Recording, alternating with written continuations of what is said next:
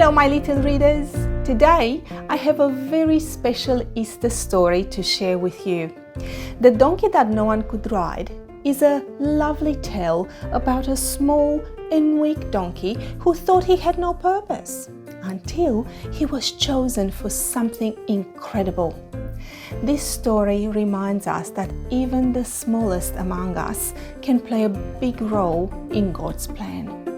Let's read together and discover the miracle of faith. The Donkey That No One Could Ride.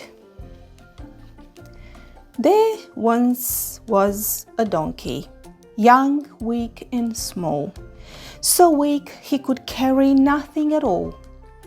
Even when children sat on his hide, he'd wobble and tumble and fall on his side. No matter how much he tried or he cried, this was a donkey that no one could ride. He couldn't haul stones, he couldn't dig ditches, or carry rich men with their big bags of riches. He couldn't pull carts with huge bales of hay, just lifting a feather would make his legs sway. No, this donkey was useless, no good at all. Too puny, too shaky, too scrawny, too small. Now the donkey's owner was quite mean and tough. He said to the donkey, "I've had quite enough."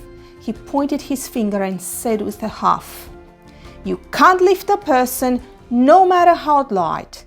So take all your things and get out of my sight. Go away from here, donkey. Go away and just hide. What use is a donkey that no one can ride?" So the donkey was led to the far edge of town, pulled by his neck with his head hanging down. He was tied to a post on a small dusty road and left all alone while his tears overflowed, left all alone and wondering why he was born to be weak and born to be shy and born to be frightened and born to cry. Just then, two men appeared alongside the post in the village where the donkey was tied. They came without warning on that fateful day. They came and untied him and took him away. The donkey was frightened. He said to the man, "Where are we going?" And then said again, "Where are we going and what about me? Please leave me alone and just let me be." "Keep quiet," the man said. "We mean you no harm. Just follow us quickly. No cause for alarm." They walked on for miles and miles until they got to a town at the foot of a hill. At the foot of a hill stood a man tall and thin, wearing a cloak and a beard on his chin. He had eyes that seemed sad and longish dark hair and a voice soft and gentle that floated on air. He said to the donkey, "It's time that you knew about the great thing that you're destined to do. You'll carry me into the city. We two, into the city, I'll ride atop you." "What's that you say?" cried the donkey with dread. "There's simply no way. You've been misled. I'm just a small weakling. You must go ahead and look for another to take you instead. You see, I'm just hopeless. Ever since I was born, I've been subject to insults and teasing and scorn. My back's somewhat crooked. My legs aren't strong. I'm just a big failure who does everything wrong." "Won't you believe me?" the sad donkey cried. "Just leave me alone and cast me aside. I'm just a poor donkey that no one can ride." The man looked at him with a face that was wise, with a warm, tender smile and love in his eyes. And then in a calm and mysterious way, he opened his mouth and started to say, "My help is enough. It's all that you need. It's all you require in life to succeed. The weaker you are, the more strength I give. I'll be there to help you as long as you live. I know you feel tired and frightened and broken, but do you believe these words that I've spoken? Do you believe? I ask you again.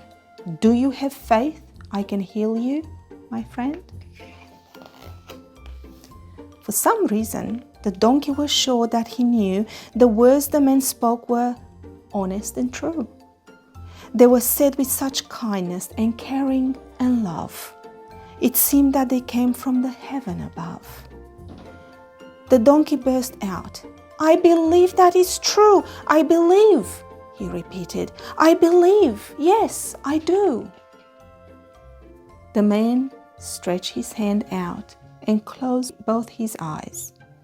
And then, to the little donkey's surprise, he felt a sensation he couldn't control, from the top of his head right down to his soul. All of a sudden, he realized that now his body was stretching and changing somehow. Most amazing of all, at that very hour, the donkey began to sense he had power. He didn't feel small or weak any longer. Instead, he felt stronger and stronger and stronger. He could feel in his body the energy flowing. He could see with his eyes that his muscles were growing. His back felt like iron. His legs felt like steel. His chest felt so strong. It just couldn't be real.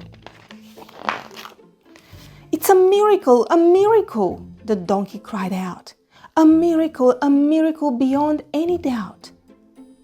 In order to show all the things that he felt, the donkey bowed his head down and knelt in front of the man who had made him so strong, with a beard on his chin and hair that was long. The man looked upon him with sorrowful eyes, then sat on his back and told him to rise. "We're bound for that city that's west of the hill. I have a great mission I need to fulfill." The donkey got up. His tears had all dried. With big bulging muscles, he started to stride. No longer a donkey that no one could ride. Now he had courage and power and pride. He started to stride. He started to run. He couldn't believe he was having such fun. With a clippity-clop, he kept right on going with no need to stop. But as they drew near to the gate of the town, the donkey could hear a very strange sound. The curious noise made him perk up his ears. What could it be? It sounded like cheers. Soon, crowds of people came into sight, shouting and waving their arms with delight. They were cheering the man and giving him praise, yelling hosannas and crying hoorays. It was amazing to see the love they expressed. They called him a prophet and said he was blessed. In front of the donkey they threw with their arms flowers and garments and branches and palms. They laid all these down and started to sing, calling the man a savior and king. The donkey was happy, gone his tears. Never had people sung in his ears. Never was there a moment so sweet as carrying a king with palms at his feet. And all his life after, the donkey rejoiced that the king had made such a wonderful choice. To help with the greatest mission of all, the king used the donkey, young, weak, and small. What a beautiful Easter story. This little donkey thought he wasn't strong enough, but with faith and Jesus' kindness, he found his true purpose. Easter teaches us that no matter how small or weak we feel, we're all loved and important in God's eyes. Thank you for reading today. If you enjoyed today's story, come back next time for more reading magic. And don't forget to like and subscribe to Mama Story Time so you'll never miss a story. Until next time, happy Easter and bless you all.